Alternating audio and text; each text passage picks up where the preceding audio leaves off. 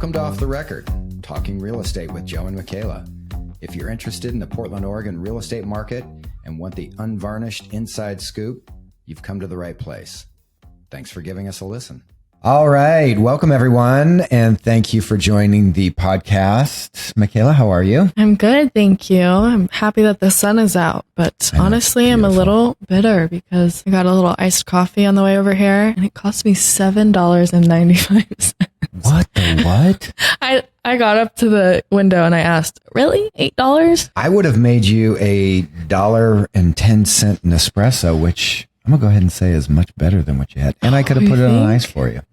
Well, we're doing that next time. Yeah, you got it. $8. I'll hook you up. Ridiculous. Is that what it is at Starbucks now? I think I just get too many modifications on it. So, listener, let's do the math on that. How often is that? Well, if you want to, let's say you're one of your friends thinking of buying their first home or buying an investment home. Mm-hmm. So that was $7. This is $1. $6 difference. If you did that twice a day, that's $12 a day times 30 days. Right? Mm-hmm. So that's $360 a month. Ooh. Times 12 months. Oof. That's a lot. You did that for a year. You got a 3% down payment on a decent little home. Yes, you do. Right? But then I wouldn't be caffeinated and that would be a disaster. This has caffeine. That's true. Okay. Pre-plan. Plan ahead. Sometimes a girl just needs her iced coffee. I don't know what to say. I hear you. But I hear you. I'm the same way. That's good advice. Preach. All right. So, yeah, this podcast has obviously got off to a roaring start. Friday. It is Friday, and we're excited and happy to be with you talking about something that needs all sorts of planning and strategy, right? Yes. How to buy a new home when you have a home to sell. And I'll be honest with you, I think this issue right here is why we're in the inventory position we're in. Is because there are so many people out there who are in a home who kind of would either love to buy a new home, move up to something that fits their needs better, or just don't quite have the confidence to say, okay, how do I do that? Right? It is eminently doable. We're working with clients right now who we're doing that with. And we have clients coming up that will be doing this. And part of it is just getting past that mental block of, man, that just seems undoable for me. I mean, do you get that? Yeah, I think a lot of people think one of two things are going to happen. I think they're worried that they're not going to have a good amount of time to find the property that they love, really fall in love with one. They're going to have to settle or something like that, which is not the case. Or they think that they're going to have to make two moves. So they're going to have to move in to a rental temporarily or with a family member. Obviously, that's not doable for everybody, but there's ways around both of those things. So. Yeah, absolutely. And that could be an option. I mean, when you look at the whole thing, making that second move maybe makes sense for you or you have the ability to do that. But for the most part, most of the people we work with don't have to make second moves. Mm-hmm. So we've got 5 steps to make this happen that we can share with you folks today. And hopefully this will help you out. As a reminder, we like to post a lot of different graphics and different things about our podcast topics at our website, liveportland.com, livportland.com, where you can get all sorts of great information, but also specifically on our topic today, we'll have different graphics and maybe a little bit of a summary about what we're doing here so that people can go there after the fact and get more information. The other thing that's there that I think is super valuable is we have a couple of different booklets, our home seller's guide, and then also we have a monthly, that quarterly or monthly, I think, that comes out, talks about the home selling process and that type of thing. Those are free. It's a digital booklet. It's not anything you got to print. You just click the link and it goes to our digital magazine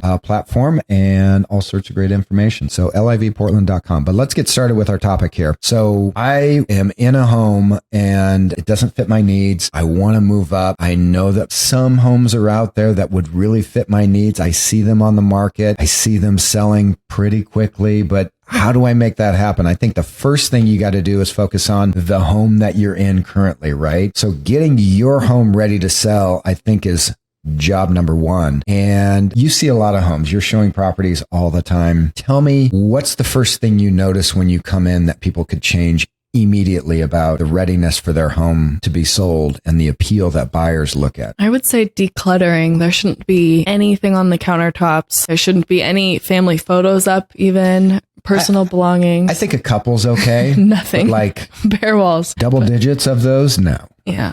Right. Anytime when we go on a tour and we'll see maybe 4 to 6 homes in one day, the ones that are more cleaned out, cleaner in general, are the ones that people remember more and tend to gravitate towards. So also spend time maybe like airing out your house. Every house kind of has their smell, which no one likes to talk about, but open the windows before showings and just take as much of your things out as possible. Make sure your things like dog beds or litter boxes are cleaned up or gone in the garage or something like that. But also spend a lot of time deep cleaning the house. I think people miss little details like cleaning their baseboards or the windows, and those are all noticed when we go through on tours. The thing I would suggest is talk to your trusted real estate professional. And if you don't have one, give us a call. We're more than happy to sit down with you. But we do this all the time where we have clients that reach out to us and say, hey, getting ready to sell my home in a couple months. I just want to know, what are the projects I should do? What am I going to get a return on my investment? So if I spend money on this, is that going to help me in the selling process? And you would be surprised how often we go in and take someone's list and 90% of it, we say, don't do that. Don't spend the money on that. You're not going to get a return on that. The things that you will typically get a return on is, like Makayla said, decluttering, paint.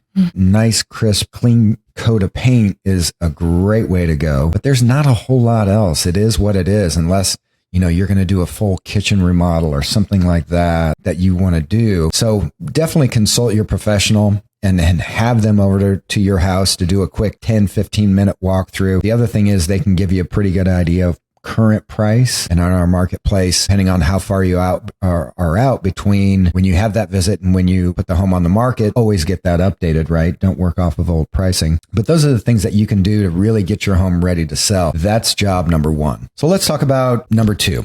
Understanding and planning for the right timeline. A lot of people will say, once I have my house ready, I'm ready to go, right? But you really need to think about, when do I want to be in my new home, and working backwards from taking possession to the closing. That's going to happen 30, 45 days, 60-day closing. And then the market time for your home and how long it typically takes for homes like yours to sell in your neighborhood, in your area.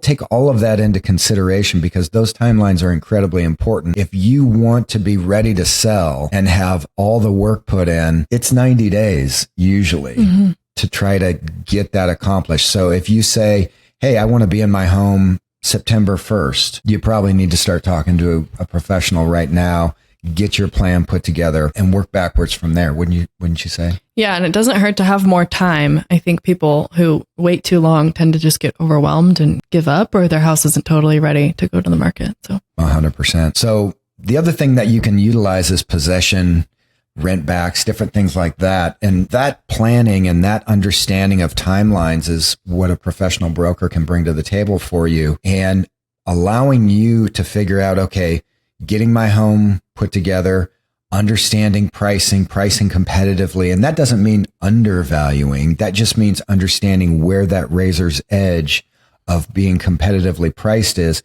and having your home positioned in a way that it's going to attract the maximum amount of buyers. But then also, once you get an offer, having your plan in place of, okay, my timing is, if I want to be closed by August 1st, right? Going out, making sure that I have my next home in place, but I want to have 2 or 3 weeks or maybe 30 days after my closing where I stay in my current home. And a lot of people don't understand that concept. Depending on the price, terms, and conditions of your offer, you may be able to negotiate a way to keep possession of your home after you sell. A lot of times that's with a rent back, meaning you pay your new buyer to rent your own home for a certain amount of time. Or if it's a competitive situation, they might even give you possession for another 15, 30, 45 days after closing at no cost, which is always a great way to go. It's huge. You're writing in that into your earnest money, your sale agreements all the time, aren't you? Yeah. And more often than not, it's a free rent back, like you're talking about, just so we can make our offer the most attractive. And that's just the way the market is right now. So if you're a seller, take advantage of it. Yeah. And that makes it, think about the leverage that gives you to allow for having the proceeds from your sale and being able to go out, close on your next home. Hopefully those two are in place, but then you have time to move out of your home into your new home without having to make that second move. It's complicated. You probably have a lot of questions. We'll leave it at that for now, but reach out to your trusted professional and talk about rent back or possession after closing, because that's a critical tool when it comes to buying a home while you have a home to sell. Mm-hmm. Just so people understand, it's 60 days, right? 60 days is kind of the max rent back that you can do. Obviously, you can't. After that, it becomes an investment in the lender's eyes, right? Okay. A rental property, so to speak. There's different tips and tricks and different ways to structure that. For the most part, 60 days is the max. But think about how much you could get done in 60 days. Yeah, and that's not including your closing period. So closing itself is 30 to 45 days. So exactly. So we talked about a couple of other different options. You could put your home on the market, get your home sold, and make it subject to you finding a property of your choosing, right? Mm-hmm. So the buyer of your home, and if you have if your home is one of the top 5% in its neighborhood marketplace, you're going to be calling the shots. And there's a lot of buyers that will wait, right? They want to be in a certain neighborhood. They see your home and say, wow, okay, yeah, I would wait 60 days or 90 days to buy this home just because of how nice it is, or it's in the exact neighborhood they want to be, something like that. So you could call the shots and say, I'm going to sell my home, but you have to agree that I get 60, 90 days. A little bit of a roll of the dice. We don't see it as much anymore, but that's a strategy. The other one is selling first. And I've actually seen this more in the last 6 months than I think I've seen in the last 5 years. And that people just say, you know what? I'm going to sell my home. I'm going to get a month, like a VRBO, Airbnb, and have my proceeds so that I can make the strongest offer possible and be able to get into the home in the neighborhood that I want and take my time doing it. Right. There's some costs involved, storage, all those type of things. But I think that strategy is great if you don't mind some of those things and you have the wherewithal to make that happen, don't you think? Yeah. And if you do it right, it doesn't have to be too costly. I mean, obviously renting a VRBO or Airbnb for a month or two isn't ideal. But if you get one of those pod things delivered to your house, I mean, you just pack that thing, you have it stored somewhere, and you bring it to your property that you buy in a couple of months. So it can be pretty painless. And the good thing about VRBOs is you can extend the time if you need to. You know, maybe you don't find the right home right away. So yeah, there's going to be a premium to that, but all good strategies. Let's talk about number 3. And number 3 is absolutely critical. All of these are, but meeting with your mortgage professional, you got to get that scheduled, get that done. I would say getting your home ready to sell, getting your timeline in place. Yes. But at the same time, schedule that time to meet with your mortgage broker to talk to them about what your options are, what your affordability, what you can get approved for, and get everything up front with them so that you know exactly what your situation is. Don't you agree? Yeah. The thing that's so incredibly important about that is if you find the home that you want, you get your home on the market, you know, whatever your scenario is. But when you go to make that offer on your next home, if you're not approved, if you don't have that confidence through your mortgage professional, the listing broker, like when I get those and I can tell someone it just is not a great approval or they've met with them and it says that they've just met with them, I've got a lot of questions, right? Mm-hmm. And I'm going to be making some calls to find out, okay, we're not going to accept your offer. We love your offer, but where are you at in your finance process here? Right. Do you have all your paperwork, right? Has your credit been pulled? All those things need to happen. And the sooner you get that done, the more clarity you have about what your situation is, what you can afford. And then there's the confidence factor, right? Just knowing, oh, okay, yeah, I'm good up to $650,000, whatever the number might be. And I can look in confidence knowing that, oh, this one came on the market at 630. Oh my gosh, this one's beautiful. I love it. Do we need to go over asking 10,000? Sure, not a problem. I can do that. And knowing what that scenario is, I think is just so important. Yeah, agreed.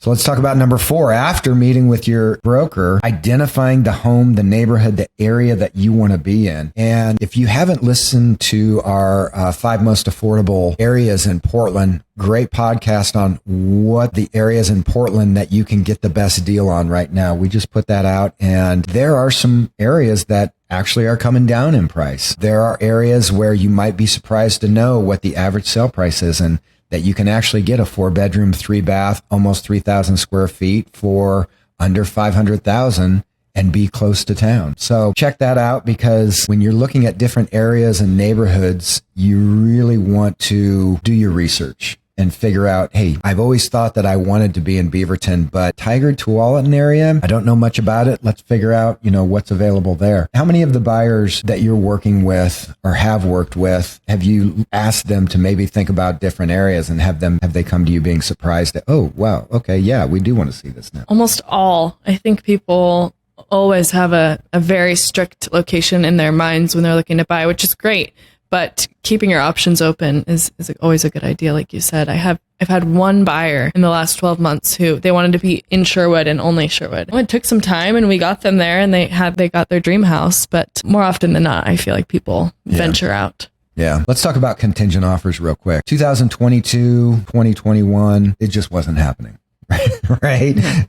As representing a seller, we were not looking at contingent offers. Sorry, I've got 6 other offers that are non-contingent that I'll look at. So, but it's a different market right now. And in many areas, we're finding that things have slowed down, longer market times, and sellers are more open to looking at contingent offers. From a buyer's point of view, that means that you have to have your home either on the market or ready to put it on the market within 72 hours. And that's where we go back to number 1, which is getting your home ready to sell and having it ready at a moment's notice. Because when you find that property, you're going to kick yourself if you wish that you would put yourself in a position to have your home ready to go. And that means getting photography, having your trusted professional real estate broker, getting photography and all of those things ready so that when you find it, you know it, you can make that offer. If they're open to a contingent offer, bang, you can have your home on the market and hopefully sold quickly and get that sale done. Obviously, everyone's preferring non-contingent still, but I think if the price is right on a contingent offer and it's strong in a lot of other ways, I think people are still really considering them. Right. I think the important thing too is being able to have your realtor prove that your home is going to sell quickly. So like you said, having that photography ready to send over, even in your offer, saying, hey, look at our home. We did a great job. We've cleaned it up. Right. It's ready. Here's what we're going to price it at. Here are other homes in the neighborhood that have recently sold quickly. There's no reason why this one shouldn't go quickly too. So that'll strengthen your offer. That's such a great point. That is such a great point. And I remember we sold a home a month or 2 ago and we had 3 contingent offers. Do you remember that? Yeah. Yeah. And I just remember the difference between the offers. The one that we ended up accepting was the buyer's broker had a fantastic package put together of here's their property, here's the comps, we priced it here, we think that's aggressive, here's our marketing plan, this is what we're going to be doing. Because you almost have to, when you're making an offer and asking someone we want to buy your home, but we got something to take care of first, but we've got a plan and this is how strong our plan is. And we want you to buy into that. If the broker that's representing you just says, yeah, we're going to tell them that we're going to put it on the market. As a listing broker, I've got questions. Yeah. Okay. What price? Where you at? What part of the area? Tell me about what you've got going. Right. Because are they wanting to price too high? Exactly. So all of that is part of the plan. The other thing is new construction. So when you're identifying your next home, new construction can be an absolute beautiful way to go because of the timelines that they have. And for the most part, they do a good job of hitting on schedule. But we have clients we're working with right now we're getting ready to get their home on the market because that's what schedules into when their new home is going to be done. So it's a great way to go. If you haven't listened to our podcast on things you should know when you're buying a new construction property, if that's in your plans or that's something you're thinking of, please listen, please watch that podcast because buying a new construction home is nothing like buying a resale home. It's 100% different and you need to know some of the basics up front. Otherwise, you can get into the process not even knowing that, oh, wait, I'm committed to X, Y, or Z. Not represented. Or oh, wait, you're telling me I can't have my own representation now? Oh, that's a problem. Yeah. So I highly recommend that, but new construction can be great. The other thing is builders they're okay with contingent. Right? Yeah, they can. It just depends on the builder. It depends on the builder, depends on what their inventory is. But we've seen a bunch of them right now that are like, yeah, sure. Just going back a bit, I think people would like to hear a little bit more about that client you're just talking about who they're getting ready to move into their new construction this year. So talking about that timeline, just for reference, when are we going to put their home on the market and when are we expecting their new construction to be complete? So we will put their home on the market middle of May, right? We expect to sell probably the first weekend, maybe the second weekend. We've identified that there are no other homes like this home. It is a highly sought after area and we are very clear on the pricing, and we actually expect it to go over. That being said, if we have a sale in place for them by June 1st, we've got about we're going to call it a 45-day closing time. So middle of July, we're going to ask for 30 days of rent back because we feel like we're going to be in a position with the terms and conditions, and we're going to have that leverage in the negotiations to ask for a 30-day possession after closing. And that will put us right around a week or 2 weeks after when they're expected to get to their new home. So they will have their sale in place, be able to close on their new construction, move into their new construction home over a week or 2 weeks, and then give possession of their home. So that's perfect. Getting those dominoes in place is critically important. Having that plan, but that takes a lot of planning. It takes a lot of coordination, but it's eminently doable. Right. You have to have the right plan in place and be asking the right questions and understand your situation. And these folks are like, they have a home that is going to sell in a heartbeat. They're going to be able to name the terms and conditions to that. Not the case for a lot of people, but it's doable, whatever your situation is. Yeah. We've been working on that one for a while, but like you said, it's doable with good planning. 100%. So the number 5 point that is critically important is meeting with your real estate professional, right? I think that one goes without saying. I've mentioned this to you before, in that of all the things we do, when people have a home to sell, they want to buy, but they have a home to sell. This is one of the trickiest things we do. It's also one of the things that I think people have the most anxiety about. But meeting with your professional, sit down and see if it's a possibility for you. I can't tell you how many times we talk to people and they're like, well, we don't know how this would look. We're waiting for the market to have more inventory, or we're waiting for this or waiting for that. And in reality, there's no reason for them to wait. And in fact, they may be hurt by waiting because factors change, markets change, that type of thing. But just having the conversation is critically important. So have that conversation up front, meet with whoever your trusted professional is to see what the scenario might look like. I think when you say trusted professional, sometimes that kind of sounds like a cliche or something we just say, but I really believe you should trust the person that you're going to be working with, because if you don't have trust with that person, I can understand why you would think that someone might push you into a situation or rush you to get your home ready for sale or looking at purchases, even if it doesn't pencil out for you. So let's take the time. We'll be honest. If we don't think that your home is going to sell at a great value right now, or you need to make some big repairs, or just doesn't make sense for you to be doing this move up, we'll be honest with you. And if you don't have that trust with somebody, maybe reevaluate who you're working with. Yeah, exactly. And one of the things that I've been telling clients for 28 plus years now, and I got this from an old friend of mine who was in the business, who's since passed, but he was so incredibly knowledgeable, so incredibly just great in the business. And he told me right up front, he said, the biggest gift you can give your clients is being honest, and not candy coating things and not telling them things that you think they want to hear, right? Because the decisions they're going to have to make are incredibly important, and they need the facts. They need your opinion. They need what you know, and they need to have all the facts out in front of them to make the best decisions for them and their family and for what they're trying to accomplish. And this is a very large financial transaction that you're talking about. And the last thing you want is for someone to not give you the facts, not be honest with you, or tell you what you want to hear, because that does you no good when you're putting everything together to make this big decision. So when we say trusted professional, you got to have that bond, and you need someone that knows what they're doing, who is a professional, but also that you have that trust that they're telling you and giving you the best information that they have. Now, you still have to make that decision, right? But it's an easier decision. It's a decision that you can feel good about and have some confidence that you're going to be making the right decision when you know that you're getting the unvarnished truth. And that's critically important when you're talking about having that relationship with someone like a real estate broker. I agree. You can always expect the unvarnished truth on this podcast. Ding, ding, ding. Oh, she went there. She went there. Yeah. And that's why we call it off the record, because when you're having some of these conversations, some of it's got to be off the record. And we share a lot of things here that you're probably not going to get in a lot of other places, such as how to forego a cup of coffee at Starbucks and have a down payment for a home, right? Yes. I'm still not ready to talk about it, but I think you should. Right. Well, I had a lot of fun with this. I think this is great information. You can go to livportland.com, liveportland.com to find out more about it. But any last thoughts on this whole topic? Not that I can think of. Hopefully this was helpful, and reach out if you have any further questions or want us to really sit down and pencil it out with you. We're happy to help. Happy to help and happy to offer our insights and our unvarnished inside scoop. And hopefully that can be helpful for you. But for now, thanks so much for joining us. For Makayla, I'm Joe, and we'll see you next time. Thanks for joining us today. If you're interested in finding out more about Joe, myself, or the Live Portland team, you can go to liveportland.com. Thanks for giving us a listen, and see you next time on the Off the Record podcast.